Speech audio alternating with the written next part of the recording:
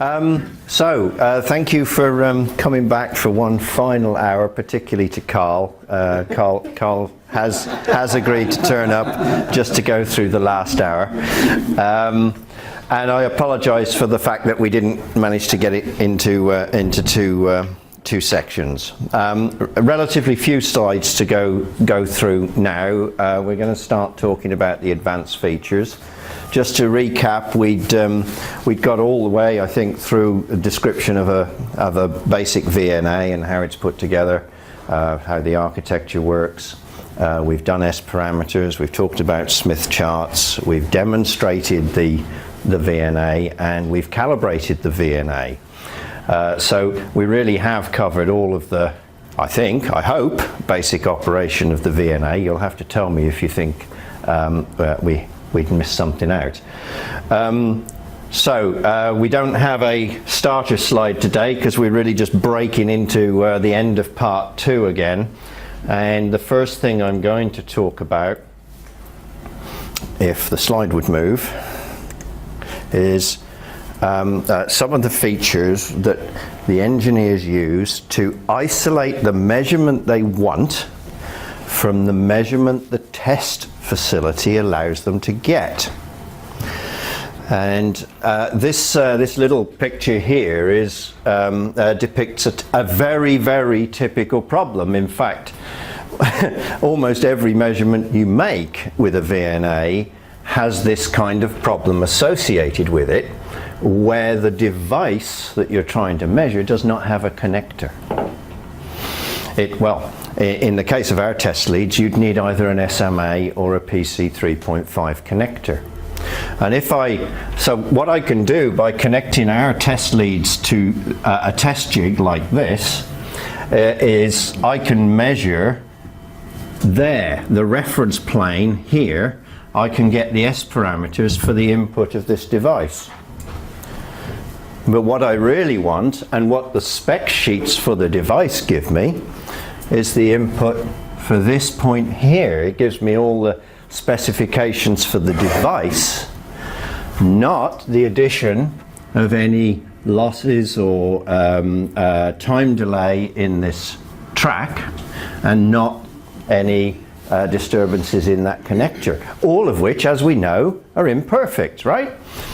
We know that as soon as we've got a length that is of some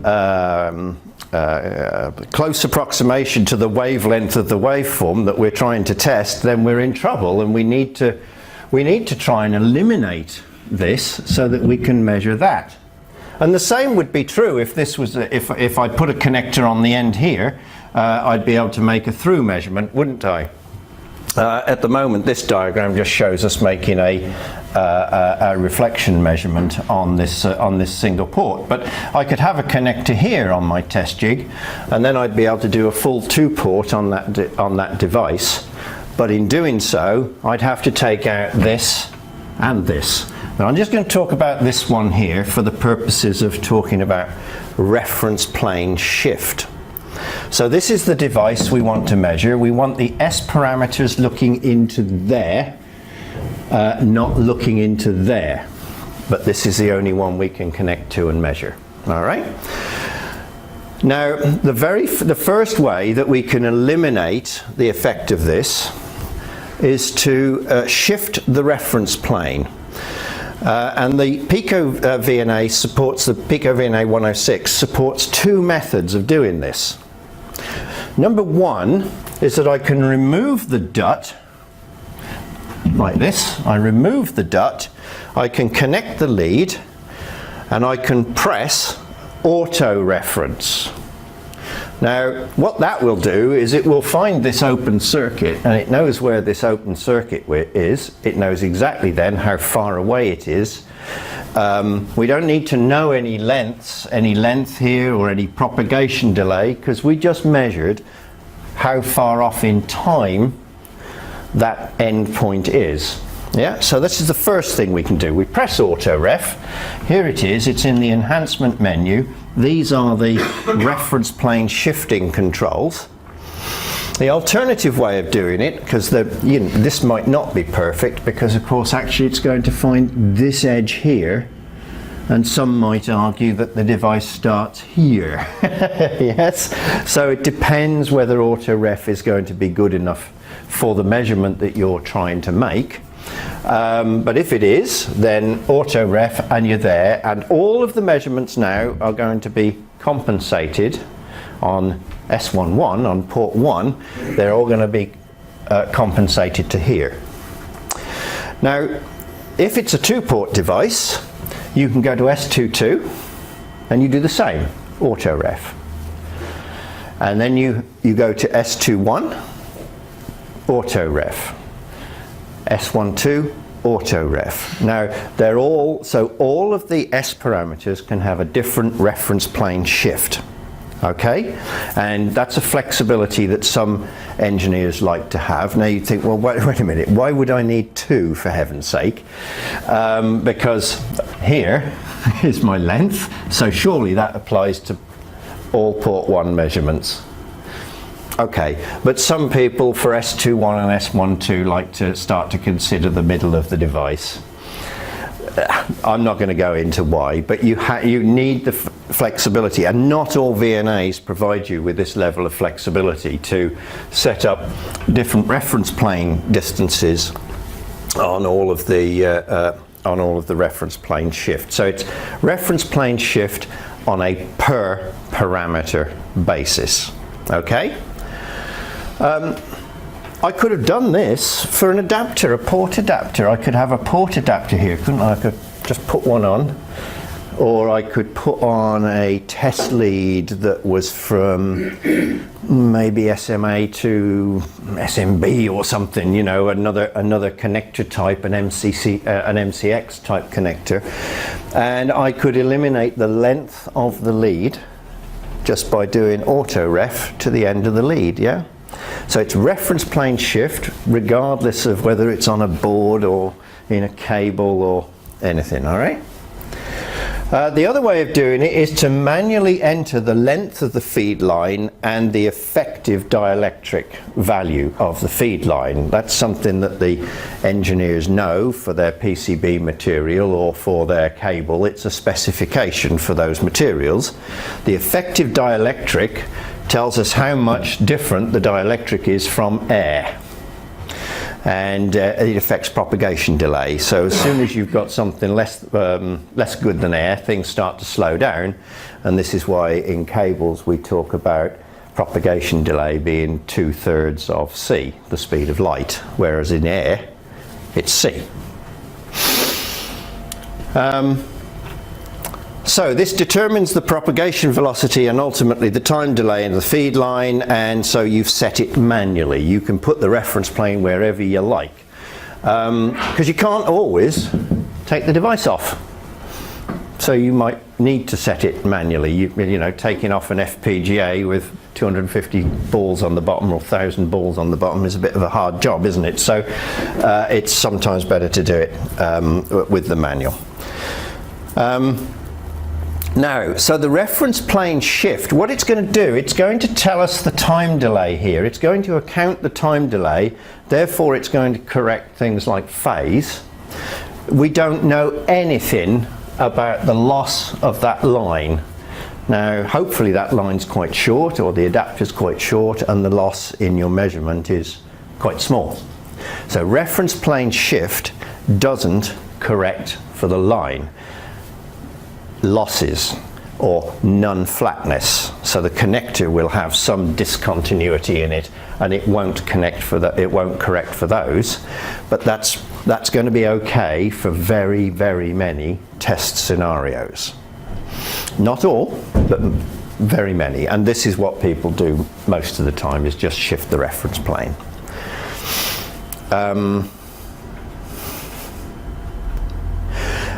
There is a term that you might hear. Some customers might say, can you normalize S21 phase? The answer is yes. I'm not going to go into what that is, but there is a related correction of S21 measurements called S21 phase normalization. Again, we can support this using the maths trace. Feed losses, but not imperfections, are corrected in this case. So yes, there is a normalization mechanism for an S21 measurement that can take out the feed line loss, the loss curve, but not its wobbliness. Yeah? There's always going to be some sort of flatness problem as well, where it won't take out. All right? Now, but there is another way. There is another way, and this is called de-embedding the test fixture. So again, most measurements you need to account the test fixture, and here we're going to try and take out everything about this feed line. We're going to measure it and take it out of the maths. Now, you'll remember this diagram, I hope.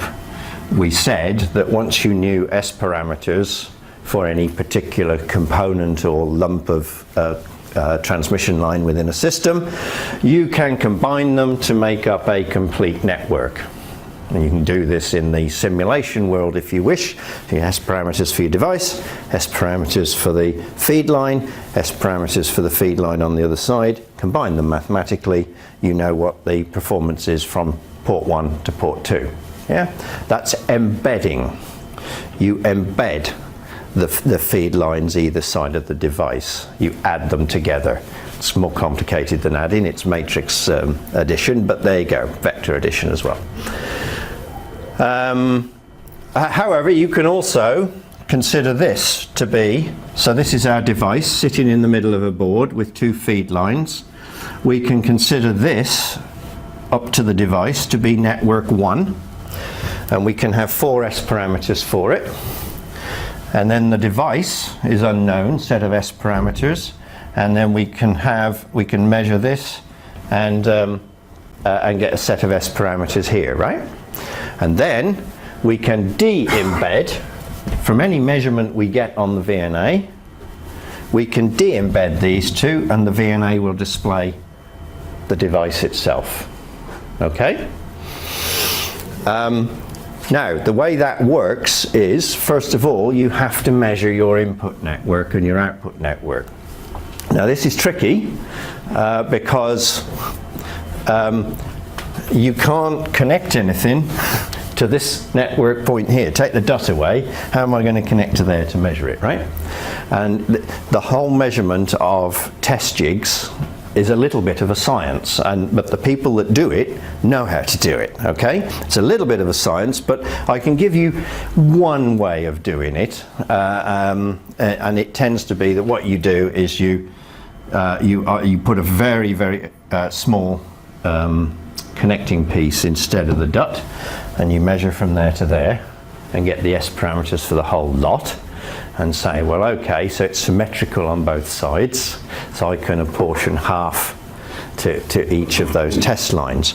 Now that's a bit crude, but you can always do that kind of measurement, and as I say, it's a bit of an art for the people that do this to know the best way of measuring their test jig.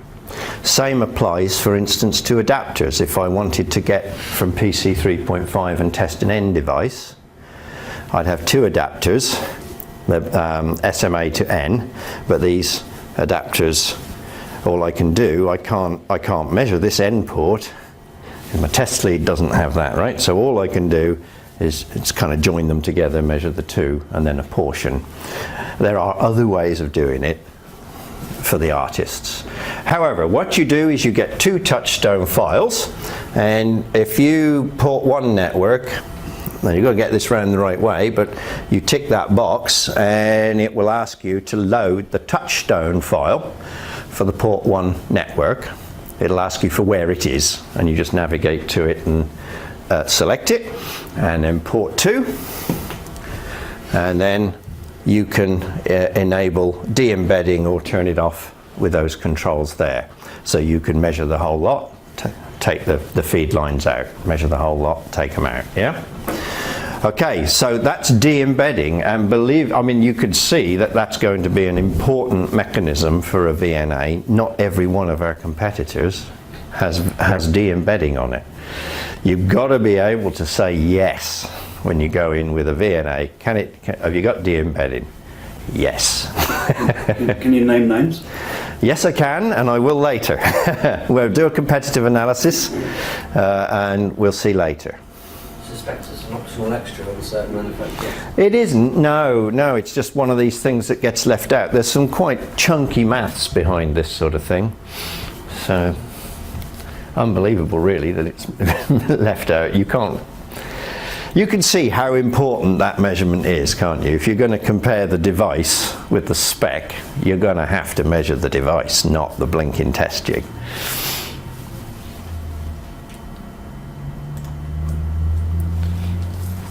ZNaught Conversion. Again, this is another part of the enhancement. You can see we've got the de-embedding bit here. We had the reference plane shift here in the menu, and now down the bottom we have convert to system ZNaught. So we said ZNaught that is absolutely crucial to the network analyzer. We need to know what's the impedance that we're measuring in, and our VNA works in and measures in 50 ohms. End of. That is ZNaught for the VNA. However, we may wish to measure 75 ohm devices, say, or 100 ohm transmission line in like a differential pair, for instance. Yeah. So what we do here, we've got two methods that our product supports for ZNaught conversion. The first method, we don't supply these. I have to say we will if we get demand for them, but you can buy impedance converting connectors, adapters. Basically, they're a small resistive arrangement inside inside like an adapter, and you'll go in 50 ohm at one end, 75 ohm at the other.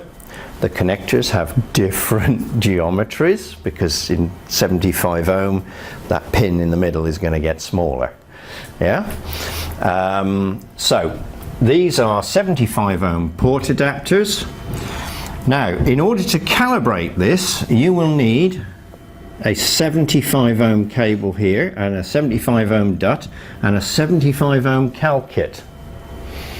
Now, Pico doesn't supply a 75 ohm cal kit at this point. They're readily available in the marketplace, and they'd have to be available in the connector that you're working with here. Now, 75 ohm, that can be an end connector, but it isn't the same end connector as the one you've got on the front of the instrument.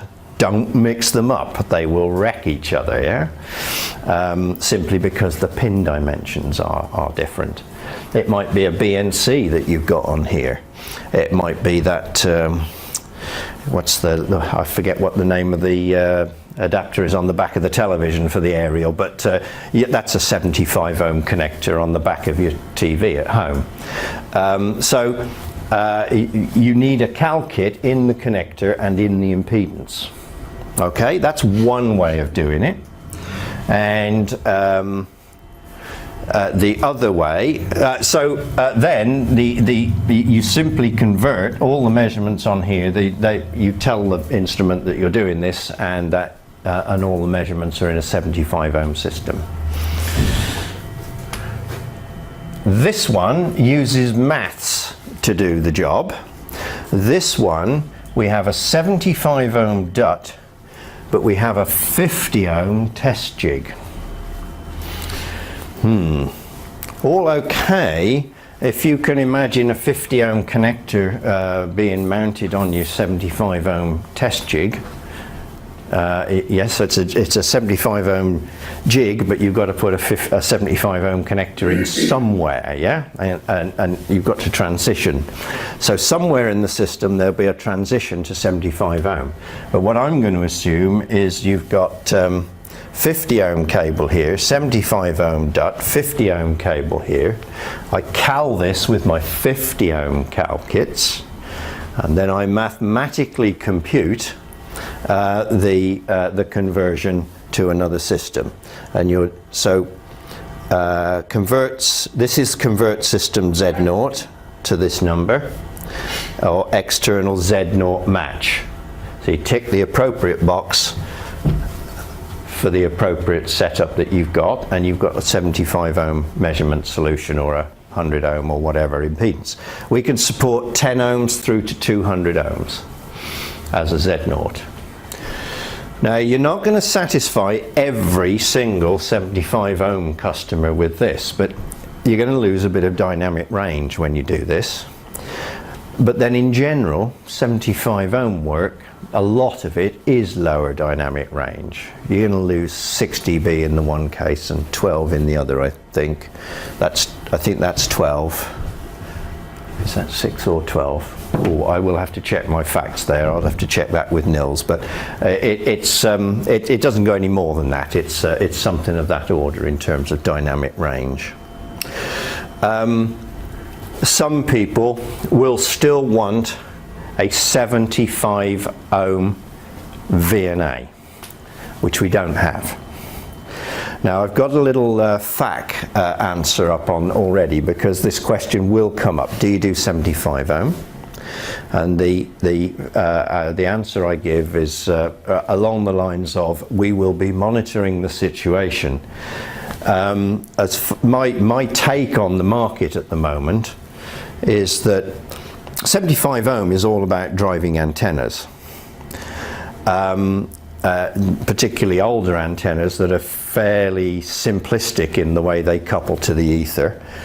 The ether is 75 ohms basically, and a simple aerial is 75 ohms in coupling to it. But a lot of the new antennas that you see on your phones now and what have you, they're complex helical antennas. A lot of them have moved towards 50 ohm, so my feeling is that 75 ohm will lose place.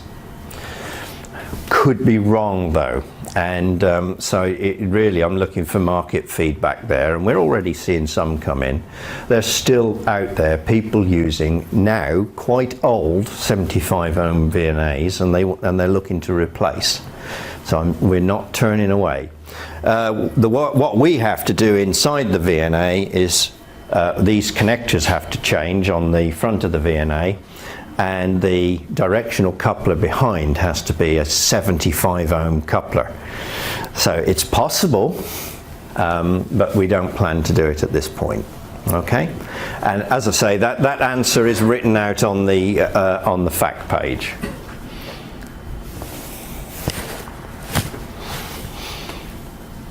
P1dB. So we have embedded in the product, and I have to say these seem to be turning out to be quite important, more important than I would have anticipated. The P1dB utility. What does that do? Well, it's all about measuring the compression characteristic of an amplifier. And the compression characteristic of an amplifier has become more and more important recently. Back when I first started my career, my job was to linearize high power klystrons in TV transmitters. And the reason I wanted to do that, or the BBC and IBA and all the world broadcasters wanted us to do that, is because you want to try and operate. You want this, so that an amplifier has a characteristic like this, where as it comes towards its saturated power, instead of getting a linear gain curve like this, a straight line, as you increase power in, the output that you get starts to fall away. And in order to transmit a linear signal from our klystron, we'd have to stay in this portion of its curve, yeah? And that meant that the output capability of the transmitter up here was a heck of a lot more, but you couldn't use it that well, or you had to apply masses and masses of correction. And so the power going into the klystron was massively more than the signal going out. And we saved about 70%, which on a megawatt is huge, right? So saved the broadcasters a lot of money. So that was the first drive to try and linearize these characteristics. Nowadays, it's come down to battery life, and they're doing exactly the same things in the phones.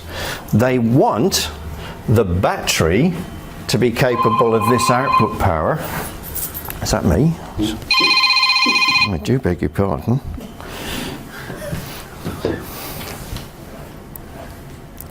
There you are, you see, it all goes wrong on the last one. Yeah, so what they want to do in your phone is operate right up to saturation, yeah. And so they want to know what the P1 dB curve is, or they want to know what this linearity curve is, and we're going to be able to measure that. And the quality number, that you can represent it by a curve like this. You can measure this curve of an amplifier, or you can say, well, the P1 dB, the power at which this signal is 1 dB down from where I thought it ought to be, is the P1 dB point of an amplifier. And to all intents and purposes, that's as far as you can go with most of the signals that we transmit. So that the 1 dB number is a figure of quality. Some people want to see that whole curve. Yeah? Now, why is it important? Well, on your phone, we use these constellations to actually transmit the information. So in the good old days, when you first started to transmit data, we had one frequency, and I'd talk to your phone on one frequency. And if I wanted to send data code here, I would output this amplitude of signal and at that phase, and that would represent 4 binary digits on a 16 QAM system.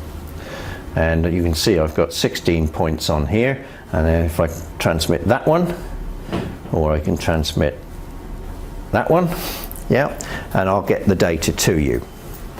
Now, as I increase the power up here, if the output power is not quite where it should be, this point is going to be in here somewhere, isn't it? Not there. And so it's beginning to close up the constellation. Now, it doesn't matter that much for this, look, because there's big gaps. But we're now working on, what, 1024 QAM on some of these phones. So the gaps become somewhat smaller, right? And 4096 QAM is even, I've heard of. So absolutely ridiculous levels of compression of data into the signal, if you like.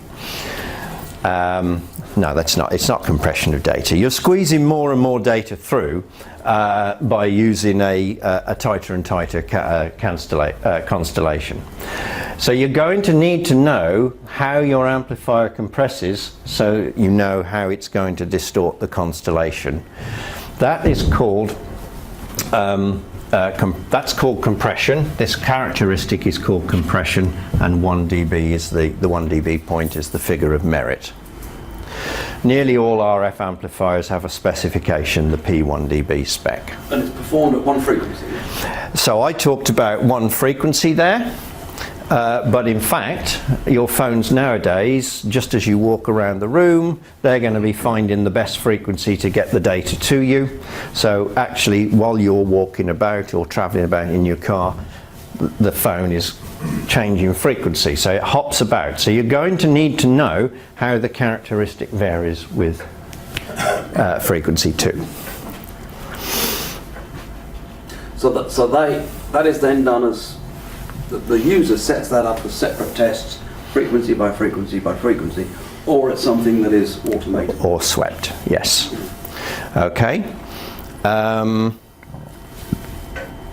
When you do this, the way the instrument's going to measure it, it's going to do a power sweep at that frequency. So it's going to output, the way it does it, actually I was surprised, I thought it started low and went high, but it doesn't. It starts high and comes low.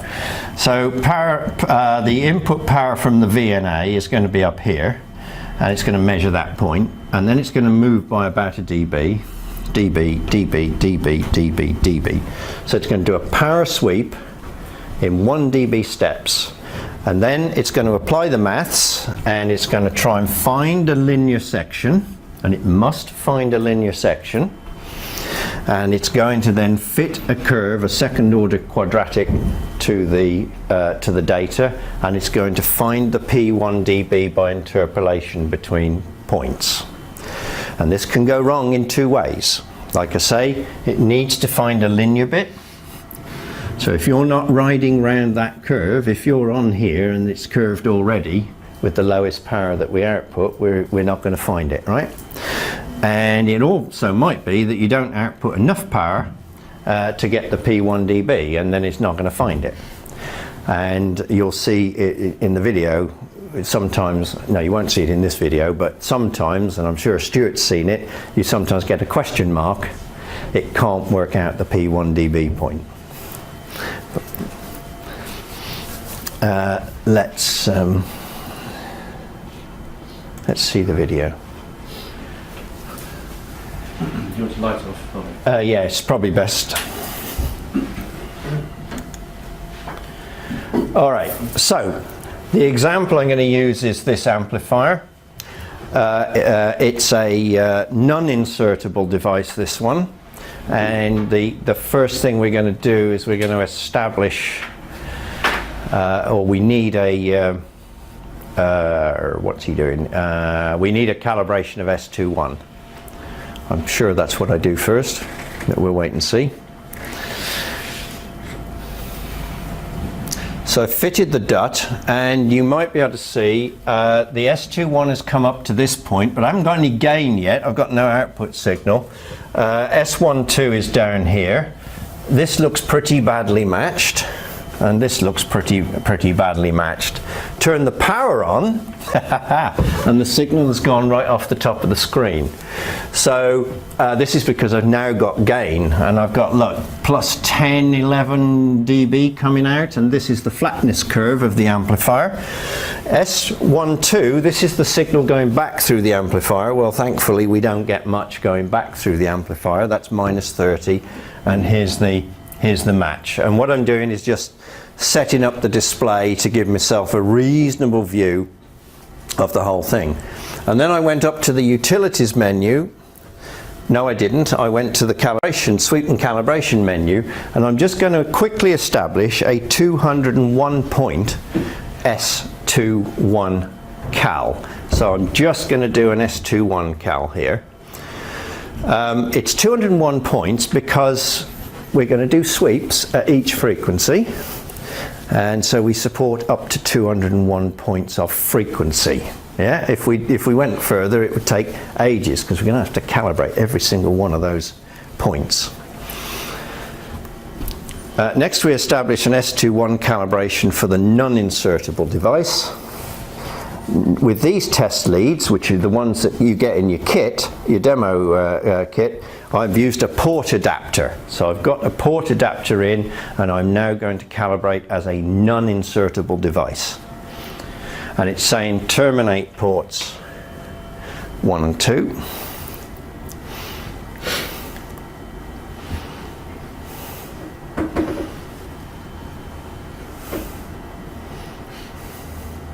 It's just an S21 cal, so it doesn't take very long. I'm only going to have to do, what is it? It's given me 2 steps, look. I don't need to do load, short and open because I don't need the S11 and S22.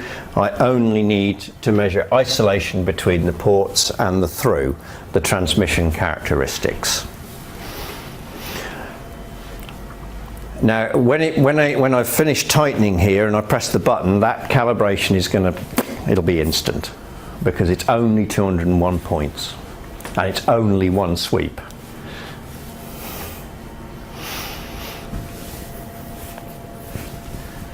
And also, I could mention I haven't turned the resolution bandwidth right down either, because I'm not going to go down deep into the dynamic range of the product. I'm just using a 10 kilohertz bandwidth here. Another reason why, bang, done. Yeah. The through, connect the through. I'm now going to use It's a non-insertable device, so it's going to be the known through that's going to go in here.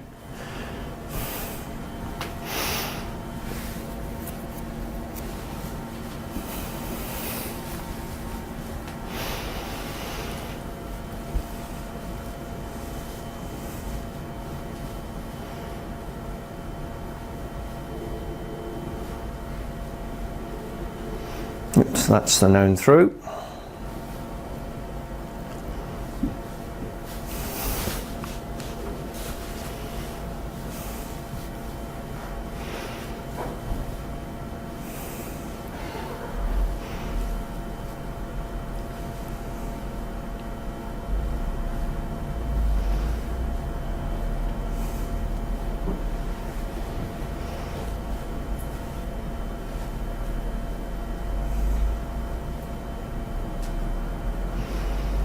Come on, Mark, hurry up. I should have speeded this up, shouldn't I? It's going to be a very quick cal now again. And once done, we apply the calibration as usual. We must remember to do that. And we leave I'm leaving the through connected here. And we're going to do a quick check. So I'm going to pull down the sensitivity of that. Yeah, it looks reasonable.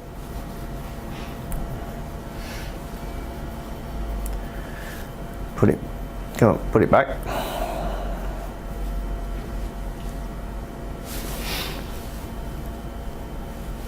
I'm going to stop the sweep. Select the utility. Again. Now, first of all, notice there's a calibrate button, and so I've still got the through connected. I've got to calibrate all of those levels at all of those frequencies. So I did an S21 and I got one level and all the frequencies, but now I've really got to do all of those levels. And I'm doing about 20, it's 20 odd levels.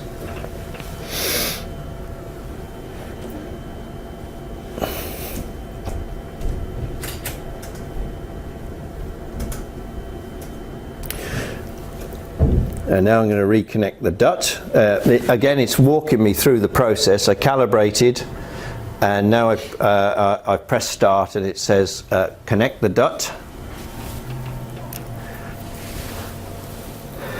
Now at this point, I'm using a test frequency in here, and I have not got a tick in that box there. That box says use existing sweep plan.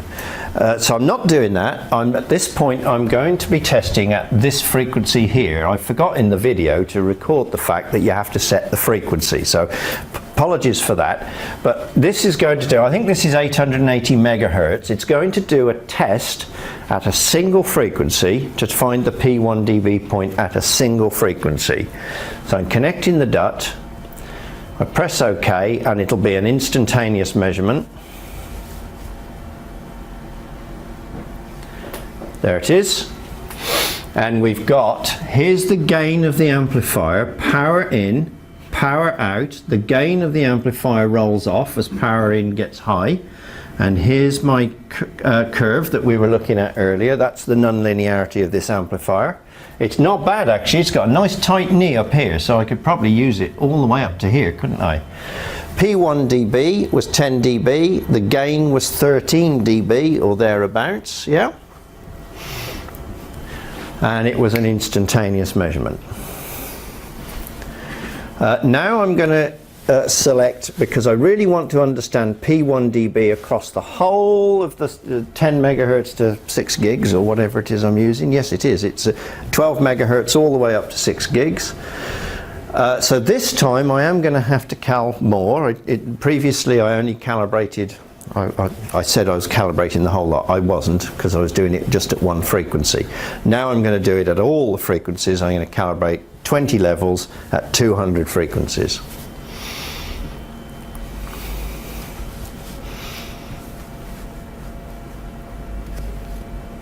You could, of course, choose to always do that. You can choose to calibrate the sweep and then make your one-off measurement or make your swept measurement. depending on what you're interested in. Here it goes. Now, of course, it is going to take a little bit of time to get all those points done. It's not too bad.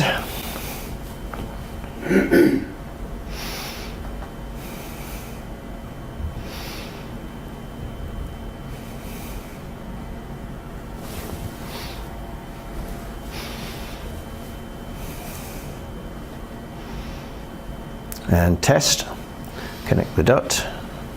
I think I did speed this one up, surely. Yeah. Yeah. Even I was getting bored editing it.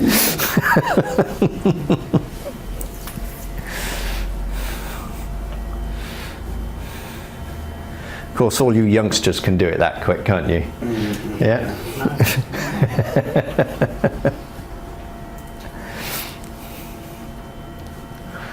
So I've connected the dot, and now it's going to do the measurement for me, and it will plot the results when it's finished.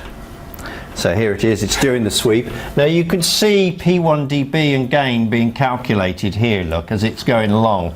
And as I say, sometimes you get a little question mark appearing there because it didn't find linearity and it didn't find the P1 dB point.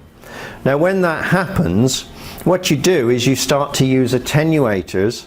If you're not finding the linear point, you need to go down in input level, don't you? So you put a pad on the input and you enter its value there. Or if you want to play accurately, you can put a file in there to represent the flatness curve of your attenuator. And likewise, if you're doing a 10 watt, 100 watt amplifier, you're going to need to put a pad on the output to bring the power down to something you can measure, yeah? So you can put pads on. Here's my plot. Look, this is how gain change. That's S21, isn't it? That's gain change against frequency, and the P1 dB point. It's disappeared a bit quick for me there, but the P1 dB point, it turns out this amplifier was okay to about 1 gigahertz, and then it rolled off. Yeah, so you know that curve, that nice curve that we plotted. That first curve was kind of, you know, a little knee up the top here, but I guess what's happened is it's more like this and like this, whoops, like this and like this. So up at higher frequencies, you're not getting the response out of this amplifier that you really need. It claims to be a 6 gig amplifier.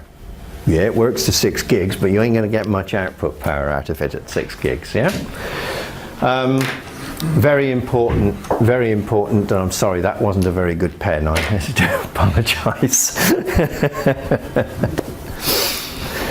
All right. So, hang on, we got 3 dimensions now, not 2. Yes, and you can only plot 2 at once. Yeah. Well, I mean, if you had a sophisticated, if you took it into MATLAB, say, if you took the results into MATLAB and you could read them out and you could pull them into MATLAB, and then you would be able to plot yourself a 3-dimensional plot, as it were, wouldn't you? But yes, on here we've got 2 plots. But this P1 dB utility, it really is, as you know, what the customers want to see, and the response to it, I think you'd agree, Stuart, it's been quite positive, hasn't it? Every demo I've been to, that's what they wanted to see. They wanted to see P1 dB far more than I would have anticipated. And it's simply the mobile comms business driving us towards very efficient use of amplifiers. Just on a marketing SEO thing, are we using P1 dB as an SEO term that we either pay for or advertise, or because we have a lot of keywords, don't we? I suspect we're not, because I suspect that that I didn't identify it as being quite as important as it is.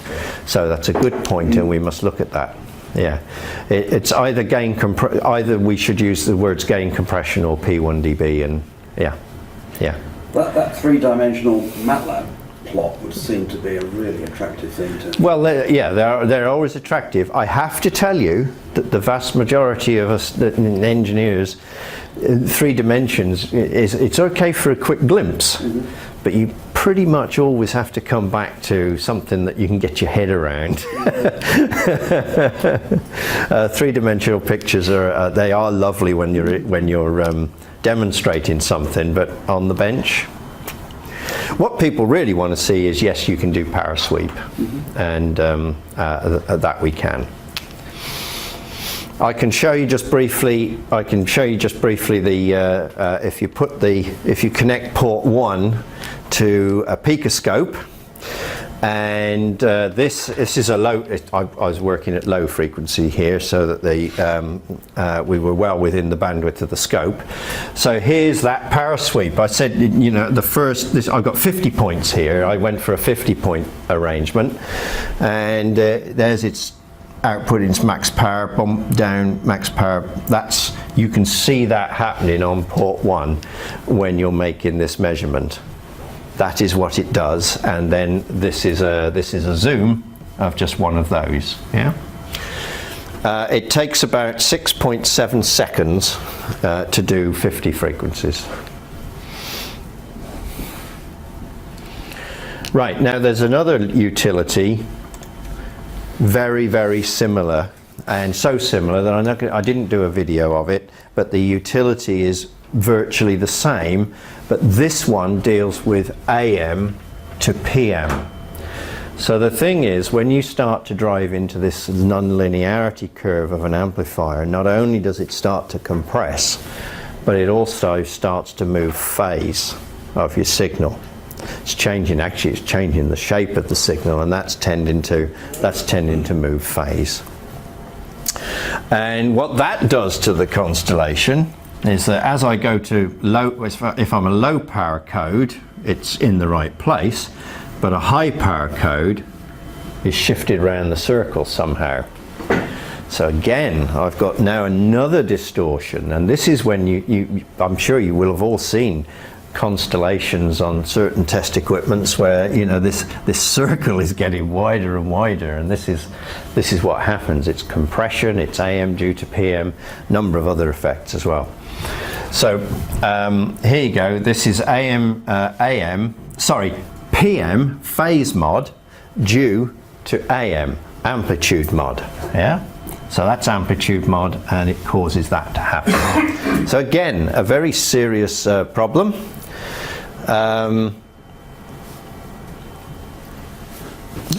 Next slide. The utility is somewhat similar, and you can see here I've plotted for the same amplifier.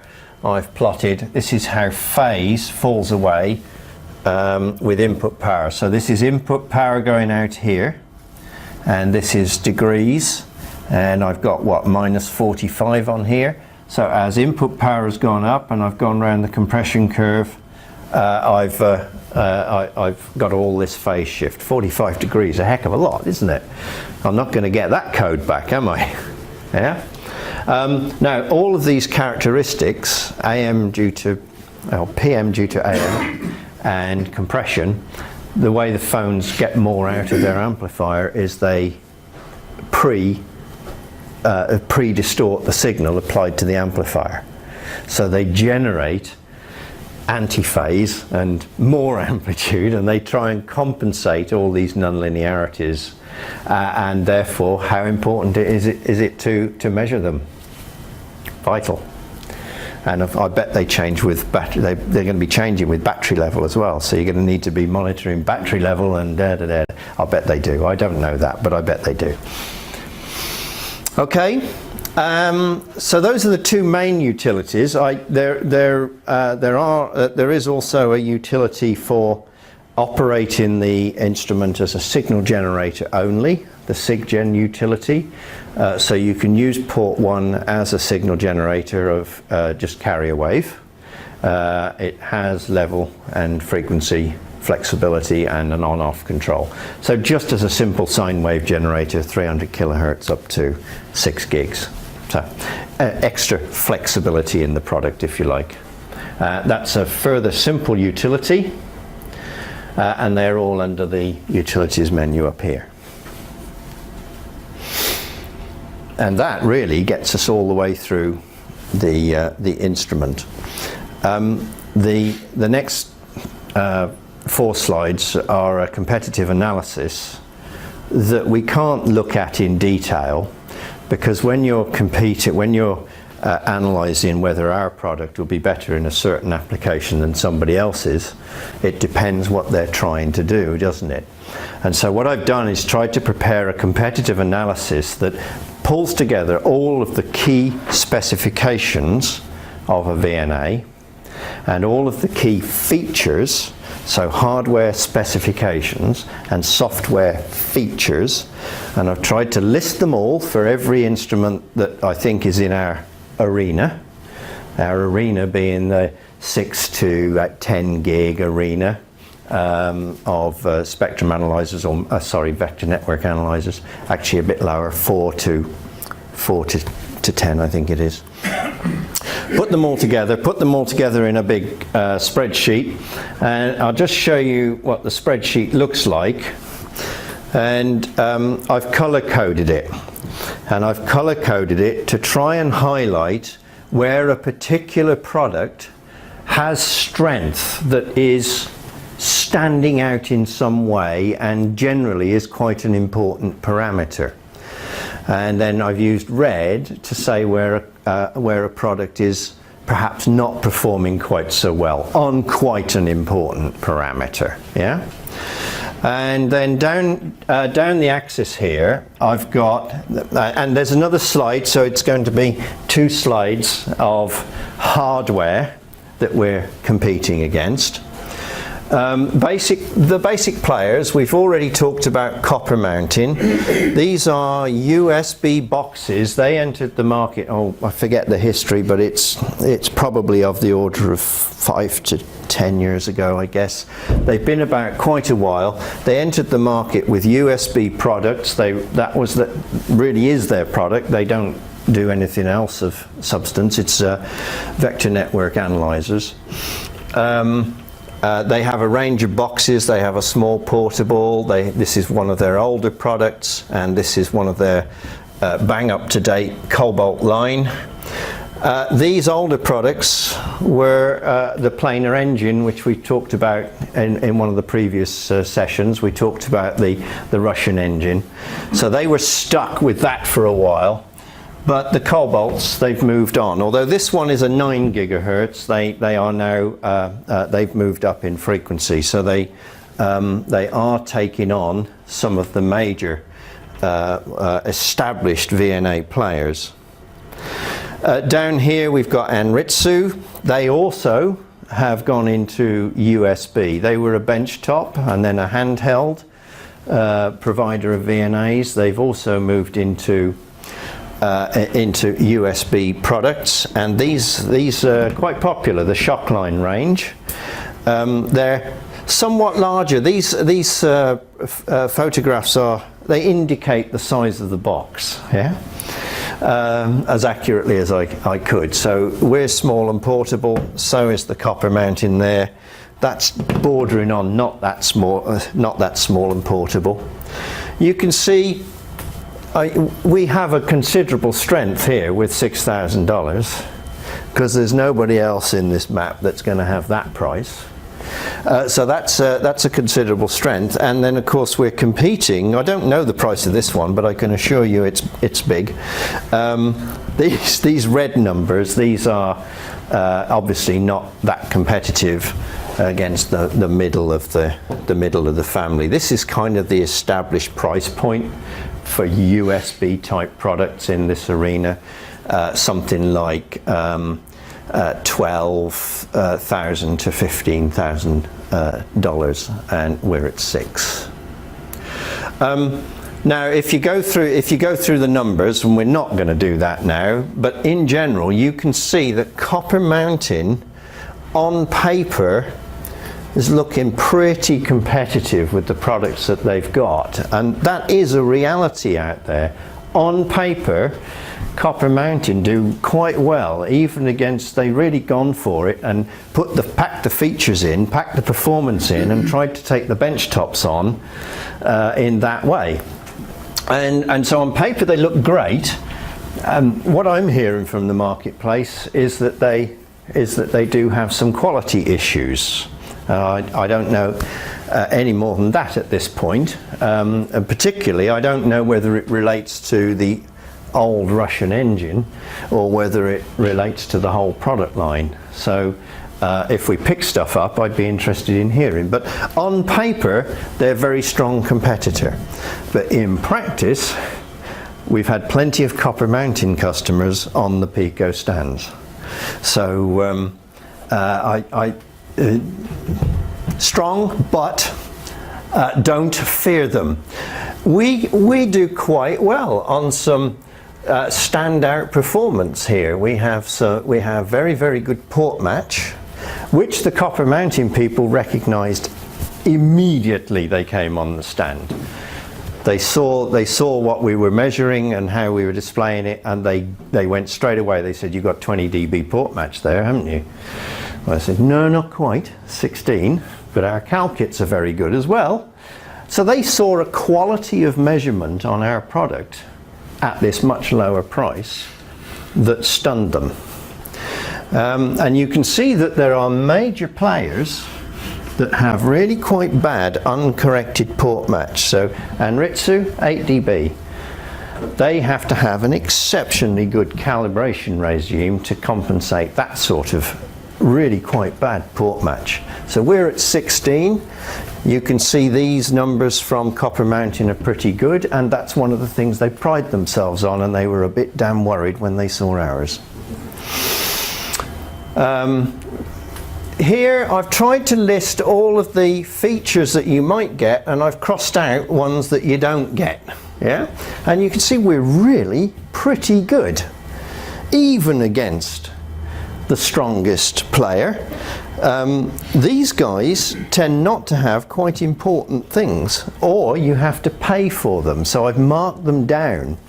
Right, so quite strong on features, and we're very strong on size and portability. Copper mounting can come after us on that, but only with I was going to say a 4 gig product, but it's not a 6 gig product. So that they are light and portable just as we are. If we go down, then this is some of the rest of the players. You've got a few more. You've got another Anritsu. You've got the Tektronix that's just emerged. Not very strong. Not very strong here. Pretty good on portability and weight, but of rather dubious port match and rather lacking in features. And then what else have we got? So Keysight benchtops only. This is the only competitive benchtop unit. I haven't got a price in there. It's way up there. It's somewhere around the just under 20k, I should think. Not that strong. Pretty heavy. Pretty average. Rohde & Schwarz, pretty average. It's the Rohde that doesn't do embed and de-embed. It's a nice looking box, but it's a £28,000 box, and it's pretty average right across the floor. Pounds or dollars? Dollars. Yeah, 28,000. Did I say pounds? $28,000 box. Protec and Transcom, they've got a little bit of strength in the Far East. These are planar engine again. Prices are high. Average specification, quite honestly not very well promoted either. They don't tell you a lot of stuff, and they're pretty heavy. On software, okay, so we have a weakness here. We have 4 channels, display channels, 2 traces per channel, 1 memory per trace, 8 markers per channel. These are a little bit weak against the average is like 16 of each.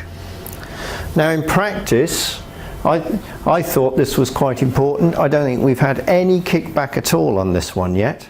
So in the marketplace, it doesn't seem to be hurting. But in the analysis, I certainly identify that as something that we're a little bit soft on. You can see the kind of softwares that we're up against. I've put some screenshots up here. Some of them look a little bit swish, but actually maybe they're not that good. Features, we're good. I'm not saying we're bad. There are more features on some products, and we'll be adding wrapped phase quite soon as well. So we've got that one coming. We've only got unwrapped phase is the one we'll be adding. We've got wrapped phase at the moment. So features, limits test, various features over here. We have limits test, but it's not quite as strong in terms of the number of segments or the versatility of the limit lines. Yeah, so some strong players. But I don't want to overemphasize this because what I'm trying to do here is make sure you're aware of what you're up against, not to be frightened of it, because in practice, and I think anybody that's tried to sell one in the room, we are not struggling with this red and this green. We are not struggling. I've prepared the information for you so that when you're in front of the customer or when you're preparing to go and see a customer, if you know what the important parameters are, you can look up where you are in terms of the competition that's out there. Know what they can do and can see at a glance. Mark, another aspect of this could be total cost of ownership. Would that matter much, considering our price is quite low and we are trying to appeal to the lower cost? You've got a very, very good point there. Very good point. Total cost of ownership. It's usually calibration and warranty that people want to see there that keeps the cost of ownership down. Now we are 3-year warranty on this product. We're working with a third party. They warrant for 3 years.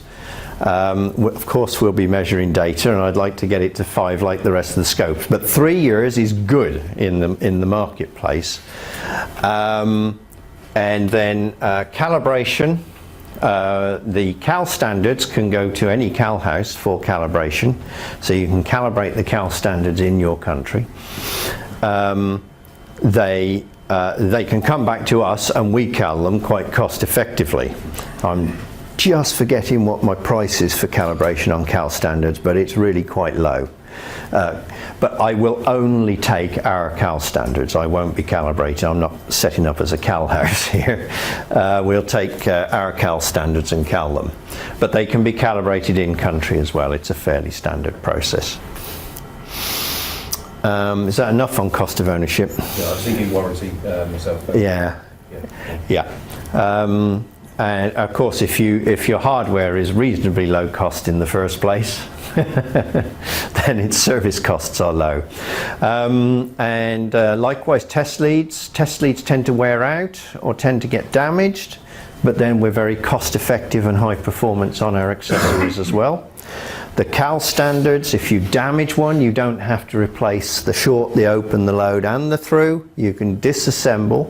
We can disassemble, or you can disassemble, but I suggest we do it. We disassemble, we put a new one in, and we recalibrate it. That point's been made quite extensively so far in the field. Yeah, they like that, don't they? Yeah, it comes across well. The cal standards seem to come across quite well. These fancy looking things. Very good. All right, so I'll leave you to peruse the competitive information. The hardware comparison, a lot of it is on the website there's a comparison on there. I haven't got some of the smaller players on it because I don't want to give them market name like Transcom and Protec. I don't want people to know that there are other players when they might not know them today.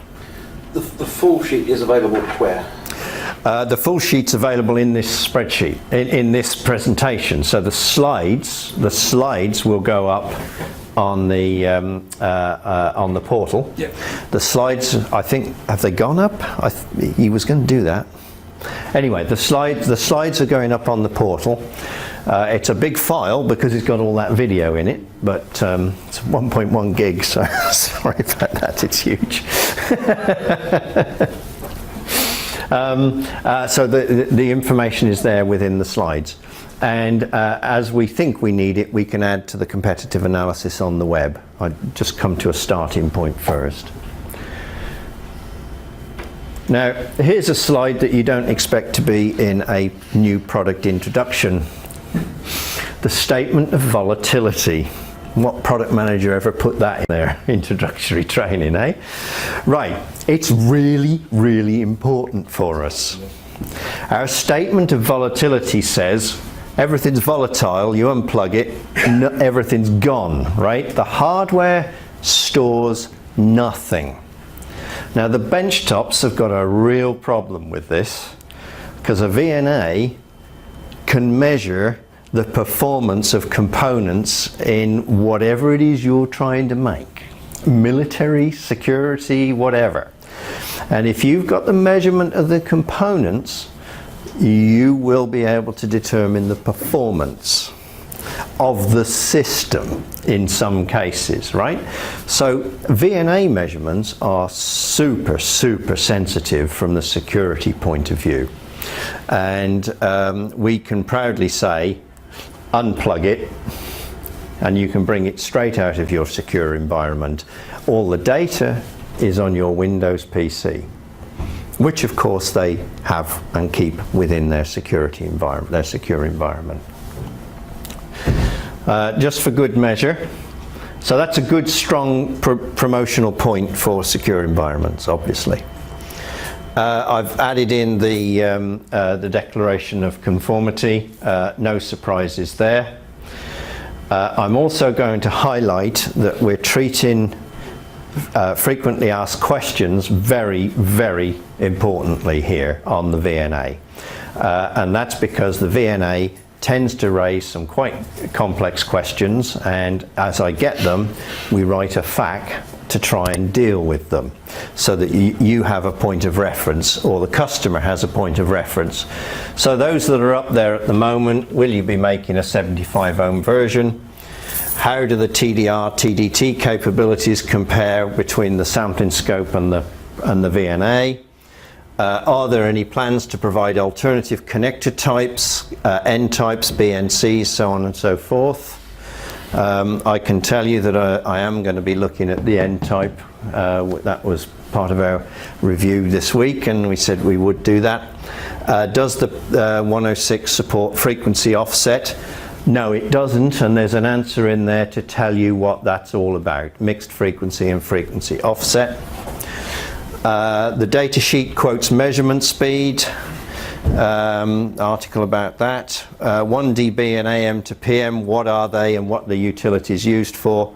And a question about the P1 dB point. So, as I say, as facts come up, and you from the field can ask me to deal with specific facts. If you think your customers are coming back to you with one issue over and over again, and you'd like to be able to say, look at the website and you'll find an answer, let me know what that is and we'll try and put that up for you. And if anybody else wants to write any facts, that would be good. All right, and I think that's it. That's it. We've run all the way through the product, I hope. It's no way I will have covered absolutely everything that you're going to want me to have covered when you get out there in the field with it. And so if you struggle on any particular aspect and you want me to improve the training content or add to the training content or do another session on something, then we can do that. I'm very keen to make sure that you have maximum support, because this is the biggest issue that we've got in entering the market with a brand new product. We haven't got an established name in VNAs. I need the channel to understand the product as much as they possibly can. So that's where the investment goes if it's needed. Having said that we're a new player, there is absolutely no doubt that we've entered the market and the customers are willing to buy a sophisticated piece of microwave equipment, test equipment, off Pico. That's a really, really important finding. We've really hit this market well, caused a reaction, and the customers are not coming to us thinking, really, can Pico do VNAs? I rather doubt it. They've seen the spec of the product and they think, Pico can do VNAs. All right? Very good start, a very good start indeed. So I wish you all luck trying to sell the product. It's going well so far. Don't mess it up. I want the curve going like that. Not a compression curve, yeah. I'll be measuring your P1 dB point. Okay, thank you very much, guys. Thank you very much. Thank you. Thank you.